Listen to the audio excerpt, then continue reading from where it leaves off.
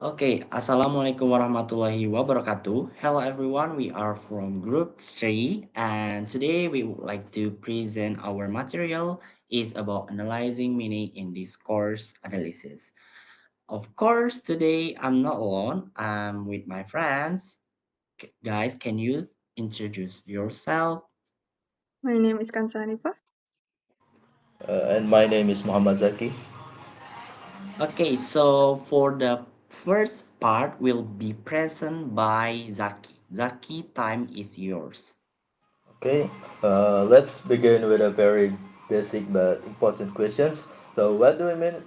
What do we actually mean by meaning in a language? So, this may sound simple, and in linguistics, it's quite complex. So, it's basically refers how words, signs, or actions convey understanding, significance, or relevance on something else. Uh, but meaning can be understood to less in linguistics. The word is semantic and pragmatic. Semantic is all about the literal meaning of words and sentences. So this is the kind you you can find in a dictionary. And pragmatic, in on the other hand, looks at how meaning change depending on the situations, like who's speaking and what the context is or what the speaker is trying to do. So when we talk about meaning in discourse, we're not just talking about definitions. We are also looking at how things like context, the word surrounding a term, and the context, the situation where the language is used, influence the interpretations. Uh, Now let's break down to the different types of meaning. So the first one is conceptual meaning. Go to the next slide. Okay, so the first type is conceptual meaning, which you might also hear called denotative meaning. So this is the most basic, straightforward kind of meanings. It's what you get uh, when you look up word in a dictionary. For example, the word chair, it literally means a piece of furniture used for sittings, and there's no emotion, there's no hidden message. It's just core definitions. So conceptual meaning is essential because it's formed the foundation of communication. It's shared understanding that allow us to talk each other and know what we are referring to. And then there is a signifier, signify and referent. This is to understand how conceptual meaning works in more depth. So we look at the study of science. This model includes three parts: the signifier, the signified, and the referent. So the signifier is the form of a word. So this like the sound or the written word or the image of the word like chair. So the sound is just chair, and the image representation is maybe the image of the chair, and the signified is the concept in our mind. So where when we hear about a word, so it comes abstract concept in our mind. Like when we think about chair, we think it is a furniture that we were sitting on it, and then the last one is reference, is the actual object. So it is the real object, a physical chair, you can sit on it. And but interesting in the connection between the signifier and the signified is arbitrary. There's nothing about the sounds, chair, that necessarily means a chair. It's just what English speaker agreed on. Other language also use totally different word, but they still refer to the same concept. So meaning is created through the system of sign, which connect language, thought, and the real world. And then the next one is connotative meaning. Okay, so words often carry extra meaning based on our experience or culture. That's where connotative meaning comes in. So this type of meaning is all about the association that come with a word, things that go beyond the dictionary definitions. Uh, let's take example, the word apartment and flat. What refer to same things. It a self-contained living space, but apartment might sound more luxurious or modern, while flat, while flat could feel more basic or British. And this feeling when we hear these words aren't in the dictionary, they just come from our social experiences and mental associations. So connotative meaning is shaped by what we have seen, heard, or felt in the real world. And then affective meaning. Uh, so this is the kind of meaning that reveals the speaker attitude or emotion. So It's about how we feel about what we were saying, and those feelings can totally change our word or understood. For instance, if I say someone is discerning, it sounds respectful, right? But if I call them picky, it sounds a bit negative. It has a negative connotations, even though they are have the same meaning, selective. So affective meaning can show approval, criticism, politeness, or even sarcasm just based on word choices. So it just basically help us to express feeling, not just acts. And then social meanings. This is social meaning which help us understand what speaker is and what kind of situation they are in. So language varies depending on region, social status, formality, and even occupations. For example, uh, in the area in the North England, a pathway between the buildings is called sneaked, uh, while in the other areas it's called a genre. But in more global English varieties, it will be referred to as an alley or alleyway. Even though all these were referred to the same things, one choice word reveals something about the speaker's background, regional identity, or the variety of English they use. So social meanings give us the clues not only about what being said, but also who saying is and where they are from. And then the reflective meaning, sometimes uh, sometimes our other meaning can sneak into the conversation even when we don't intend them to insert it, but that's called reflected meaning. It happens when a word has multiple sense, and one sense reflect onto another, usually because of strong associations.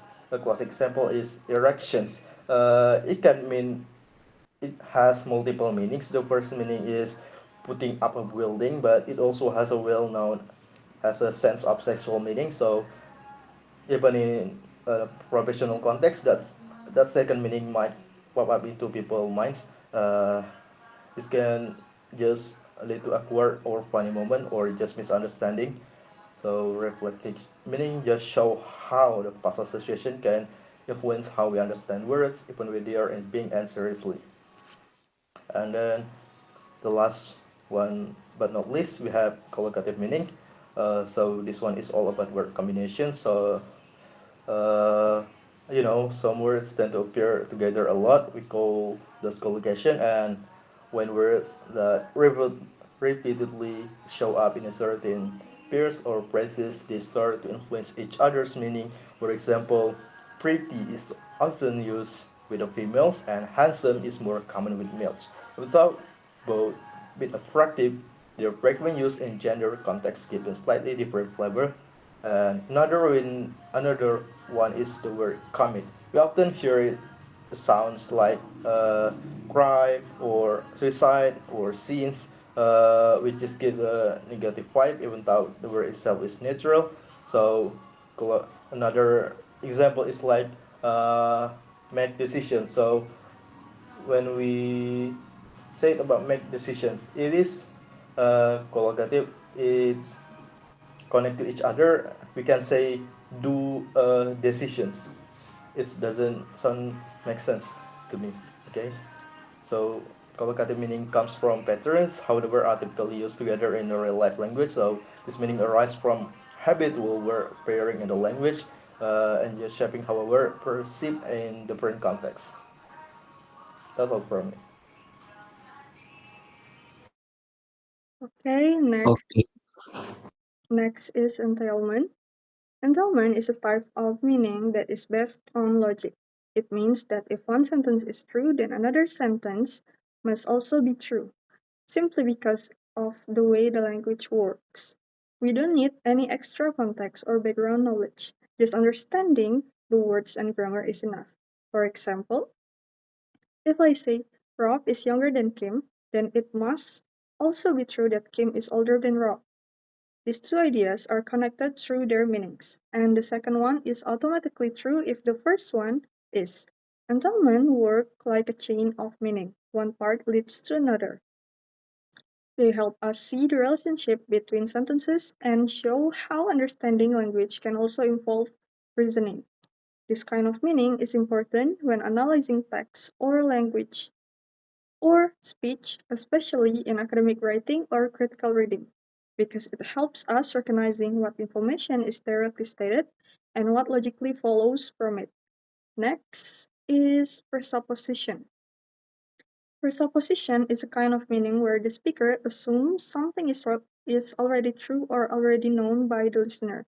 It's not directly said in the sentence, but it's an important part of how the meaning works. When someone uses a presupposition, they are basically building on something that's already understood or accepted. For instance, if I say it was his cat that annoyed me, I'm assuming that something annoyed me. That part is not explained, but it's expected that the listener understands. Even if I say it wasn't his cat that annoyed me, the assumption is still there that I was annoyed.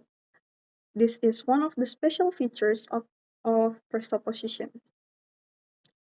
They remain even when the sentence is negative. Presupposition help keep conversation smooth and natural because they allow us to leave out information we think the other person already knows. But they are also powerful because speakers can use presupposition to suggest certain ideas or beliefs without saying them directly. That's why they are often discussed in areas like political language, media, and critical discourse analysis. Next, existential presupposition. Existential presupposition is a specific type of presupposition that assumes something or someone exists. This usually happens when we use certain kinds of noun phrases, like when we say the cat, his car, or my teacher. These phrases signal to the listener that the speaker believes that things being talked about is real and already known to both people. For example, if I say, her phone is missing, I'm not just talking about the phone being lost, I'm also assuming that there is a phone and it belongs to her. I don't have to explain what phone I mean because the definite phrase her phone already does that work. Existential presuppositions are very common in everyday conversation, but they also carry important meaning in formal texts, speeches, or media. Sometimes they are used to make assumptions sound like facts.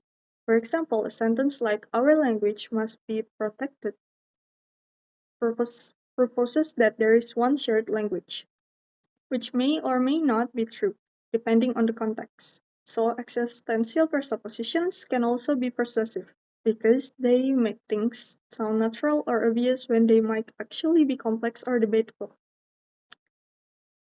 And then, logical presupposition. Logical presupposition is when a sentence gives us information about something that happened earlier or something that is already true, even though it's not said directly. This happens through certain types of words, especially verbs that show a chain of state, like stop, start, continue, or return. These words tell us that something was happening before, or that something existed before the action in the sentence. For example, if I say he stopped talking, the sentence suggests that he was talking before, even though I didn't say that part directly. Other words like again, rewrite, or finally also create logical presupposition. If I say she lied again, I'm suggesting that she lied before. These kinds of words help us understand the sequence of or background of events. They fill in extra information without saying it directly. Logical presuppositions are important in storytelling, formal writing, and even arguments because they guide the listener or reader to make certain assumptions. In political speeches or news, for example, these kinds of words can be used to shape how people see a situation without clearly stating everything. That's all for me. Okay, we go to the lexical triggers. So what is lexical triggers? Are specific words or structure are automatically for automatically a signal, a phraseological preposition can be triggered by some chains or state verbs like stop, start, return, and continue. So it means like these words can be triggered if there is a verbs like stop, start, return, continue, resign, or finish. The lexical triggers were cue readers to assume something is true or already happened, even when it is not explicitly stated. So some iterative adverbs, adjective, and verbs example like again, rewired, final can also presuppose early activities or states. Oh, here is the example that I already took from the book. So for the first is she reword history. So it means like history was already written because she reword or it means like a returns. And the next is for the last time, shut up. The polite, it means like the polite request has been made before. And the last is he lied again. Okay, he, it means like he has lied before. So it means like he already lied for long time ago before, in the past, but also do that in the future.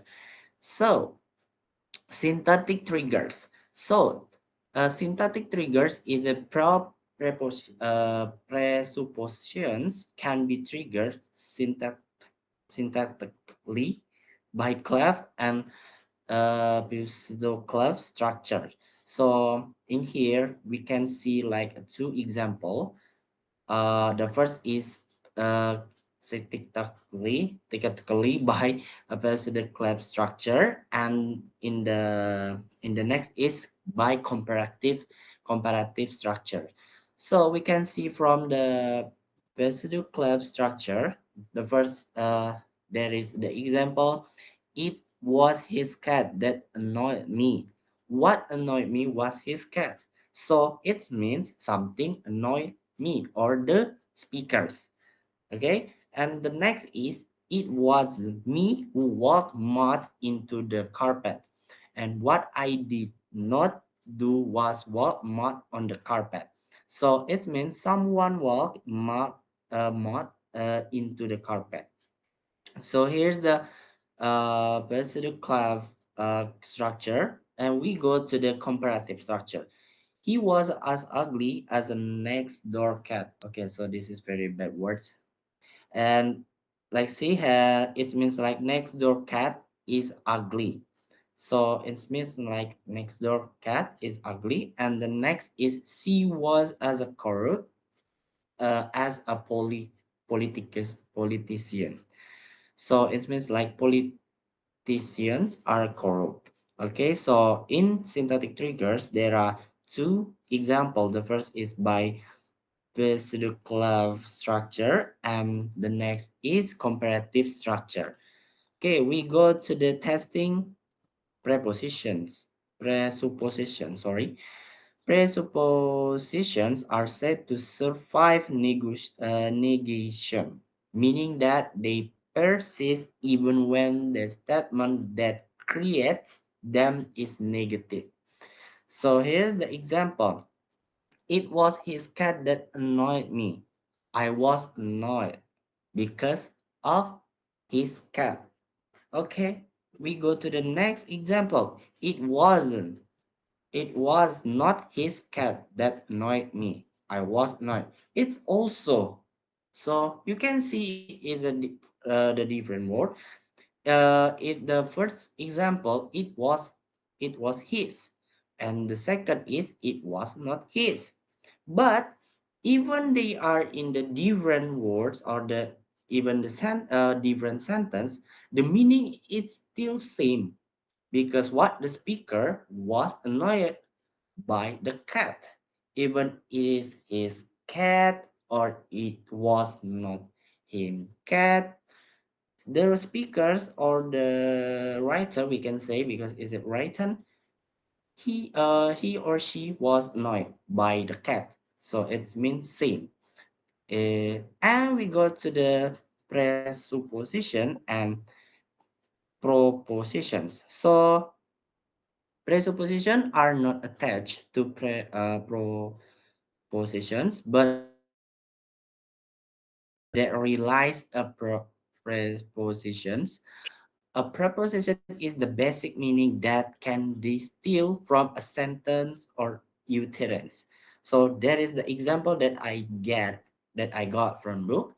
The cat sat on the mat.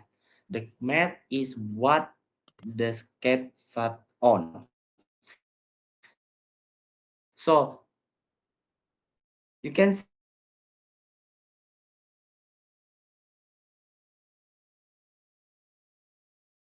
see, okay,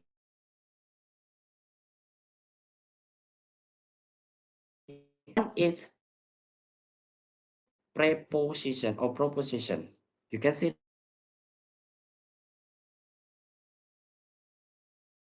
that grammatifically different, they involve the same two entities. Cat and mat and the same action. Sit is the same action.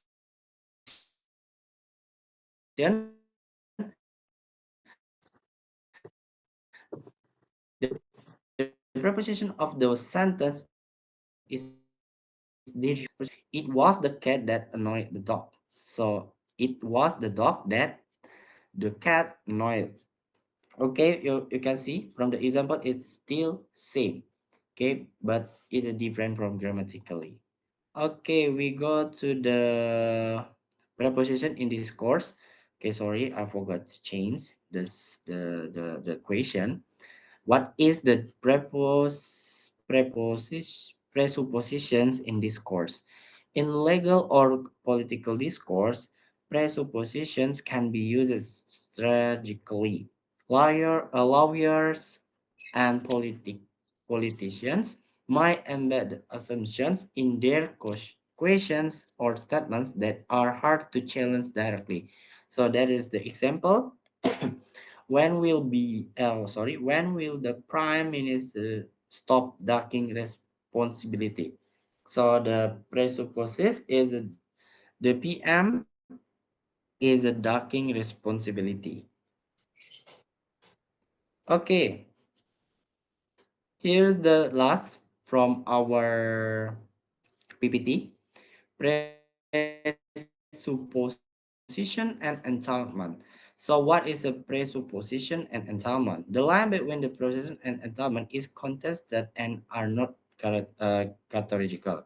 So, some people concede that there is no such thing as a logical presuppositions, but rather these are types of entitlement. So, it's from Leach in page you can see in here, and then we go to the example. For us, entitlement is what we can logically conclude from a statement. So here's the example. If your football team did not win, then we can conclude that they lost or draw. While presupposition is what must be assumed to be in place and for the statement to hold true or make sense. So it will make sense from what I get. There is the example. If your football team lost again, okay, the first example is doesn't use again.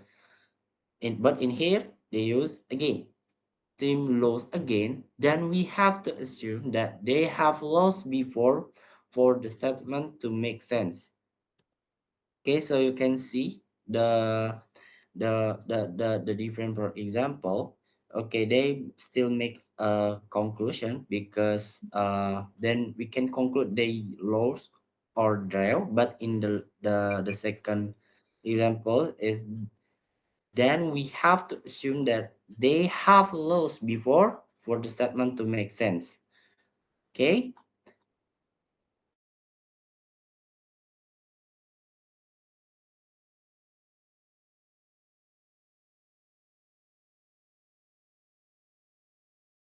Okay, we go to the conclusion.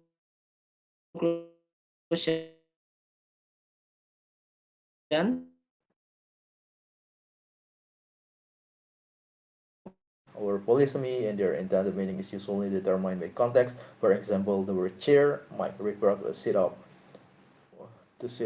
to a meeting leader depending on the situations, although the link between words and their meaning is arbitrary. Language tends to follow agreed upon conventions, and some meanings are clear and direct or denotative, while others are implied or suggestive or connotative. Understanding meaning depends on our real world knowledge, and over time we build up an encyclopedic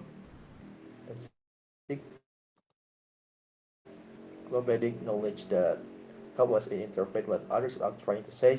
Meaning also has a social dimensions as we rely on a shared cultural and social norm to infer intended meanings, especially when people's words don't match their intentions. For instance, when a question is used to make a polite request, the next chapter will divide into pragmatic meanings and focusing on how context shapes interpretation, and chapter 7 will expand to this by examining by why and how we produce different kinds of meanings.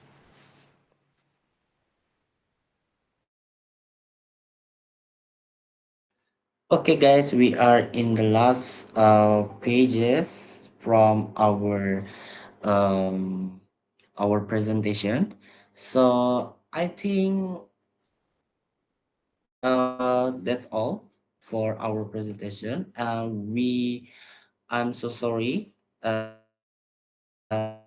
I'm Kansa and Zaki want to say so sorry if while presentation there is like we make a mistake, like something make like I think you cannot understand from what we already explained to you. But if guys, if you have a question, you can ask me or Zaki or Kansa uh, directly. Don't feel hesitant. Okay. So maybe that's all from us. Thank you very much for watching and also to try to understanding from our presentation. Okay, wassalamualaikum